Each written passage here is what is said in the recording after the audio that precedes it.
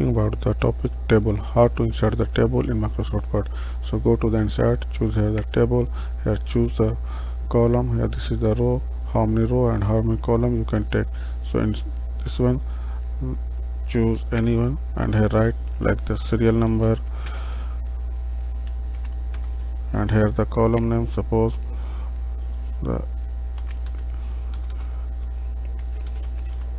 this is the table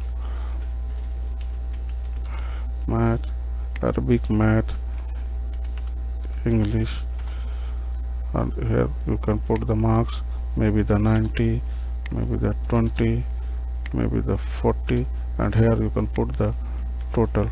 So this is the table. So this topic cover the table, how to, and also you can remove the row and column. See, right click here, insert. If you want to the more column, then insert left or right.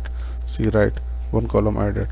Also row, how to insert the row or above or below. This is the row and above below. So, thank you.